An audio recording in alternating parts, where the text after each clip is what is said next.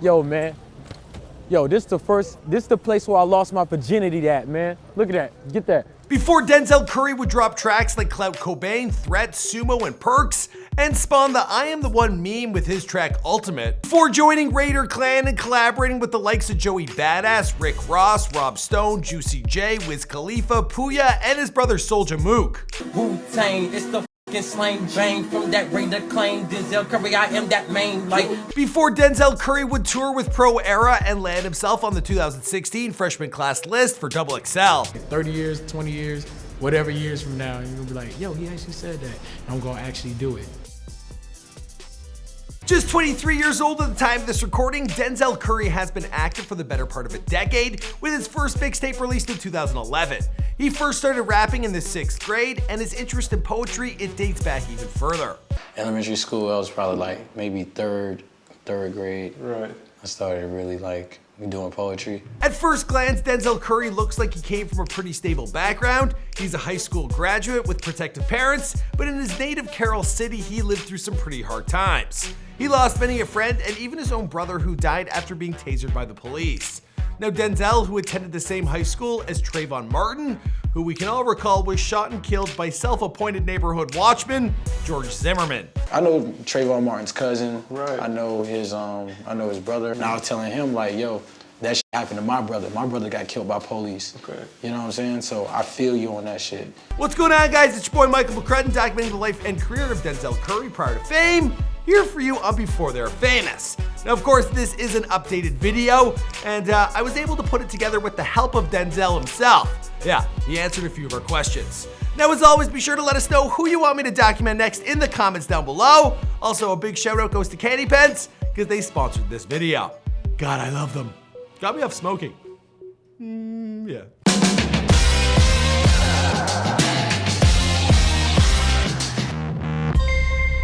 Hey, be sure to subscribe and hit that bell. Boom! Denzel Ray Don Curry was born on February 16th, 1995, and he grew up in Carroll City, Florida, an area also known as Zone 3, which was also home to artists like Rick Ross, Flo Rida, and Space Ghost Perp. Now, Denzel grew up with 4 older brothers and is of Bahamian and Native American descent. He grew up with both parents, his mother a Jehovah's Witness, and his father a Baptist. Now, his first creative outlet he discovered at a young age when he put a pen to paper and fell in love with drawing. It's called drawing or illustrating. I just sit there for hours on end drawing dicks. I don't know what it was. I couldn't touch the pen to a piece of paper without it drawing the shape of a penis. Okay, I don't know exactly what he would draw, but he found out early on that his interest lied in the arts and he would create his own comic books. He was the goofy one of his brothers, with them all having a bit more of a thug vibe.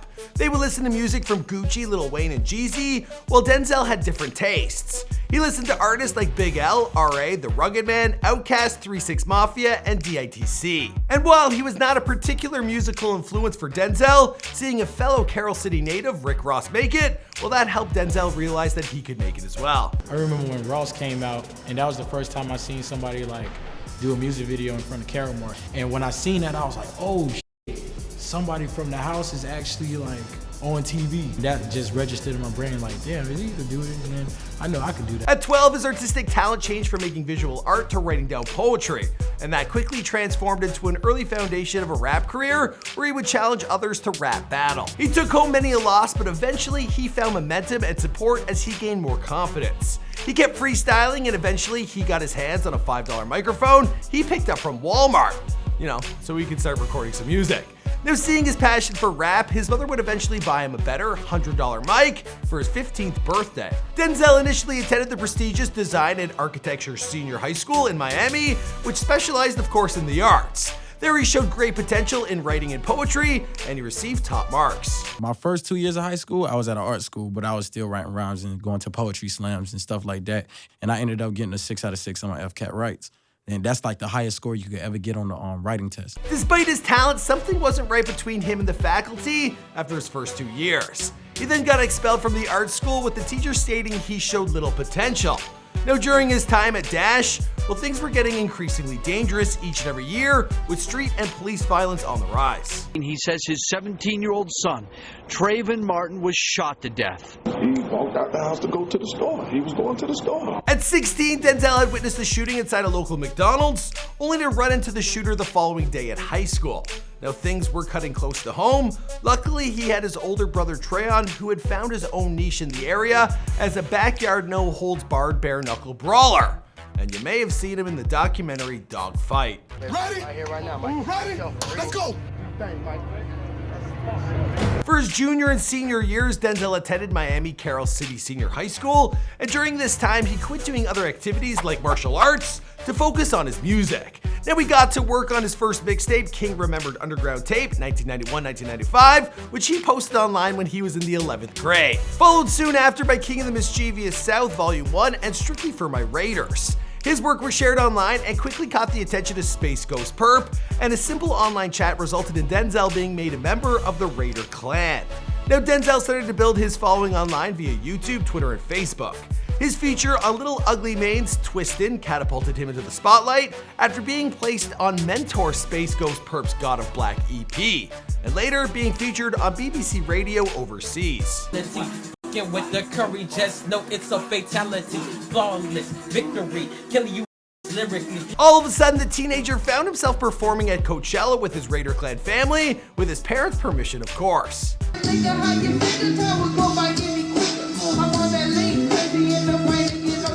More mixtapes would follow, including Mental Vendetta with Lofty 305 and Greatest Hits Volume 1 and 2 with Raider Clan. In the 12th grade, he began putting together his debut studio album, Nostalgic 64, while, well, he was still in school. So at what point did you start trying? Oh, when I got kicked out. Really? So that was, it did work in that sense. It got you going. Yeah, when I got kicked out, I was just like, you know what? I have something to prove, and I gotta do this, because this is something I really want to do. Now, some shit went down with Raider Clan, and Denzel decided to move forward on Nostalgic 64 on his own. Now, after graduating high school, he released the album on September 3rd, 2013. The album's lead single, Threats, well, it was featured on MTV Rap Fix. His career was on the rise, then tragedy struck on February 27, 2014, when his brother Trayon died of cardiac arrest after being tasered, pepper sprayed, and taken into custody by Chilean police. Hialeah police tased my brother, and then they couldn't be able to save him in the hospital. It pierced his bowels, and his bowels poisoned his body, and he ended up dying of cardiac arrest, and that's how he died. His brother had always been a big influence on Denzel's upbringing. His brother had never gotten an education and would push his little bros to do so. He'd even drag them to church from time to time. Now, needless to say, his brother's passing marked a dark and depressing time for Denzel, but he pushed forward with his music. He attempted to get his name in the ZXL freshman class for 2014 and 2015. He put out his singles Zone 3 and Ice Age and collaborated with Denario Ferreira, S. Brady, Dillian Cooper, Young Simi, and Mike DC, amongst others, while growing his audience. He released his first EP, 32 Zell Planet Shrooms, in 2015, and his second studio album, Imperial, would follow on March 9, 2016. The first single, Naughty Head, was a huge success, and that year Denzel Curry was picked to be part of the 2016 XXL freshman class. Finally! Ducking and bucking and dodging and dropping with 48 ounces and cigarette butts. So what's next for Denzel Curry? Well, we'll get to that in just a second, but for now, it looks like it's getting a little smoky out there. You've all heard of Candy Pens, right? Well, if the name doesn't ring a bell, I got a good feeling you've seen them before. Candy Pens was named Best Vaporizer of 2018 by High Times due to its combination of popular technology and flashy design. And Candy Pens, well, they're quickly becoming the go-to choice for vaping in the hip-hop and rap community. They've got co-signs from DJ Khaled, Fatboy SSE, Young M.A., Amber Rose, and A$AP Rocky. In fact, A$AP has his own line called the Flacco Jody Collection, and Amber Rose, she has billboards all over Los Angeles because she's promoting her own signature line. Now, Candy Pens are for those 18 years and older, and seeing as I'm their official YouTube ambassador, well, they've given me the ability to give you 25% off your entire order during checkout. There is a link down below. Use the promo code BTWF25. Now let's get back into Denzel Curry. In 2017, Denzel would also collaborate with the likes of Juicy J and Wiz Khalifa on the track Too Many.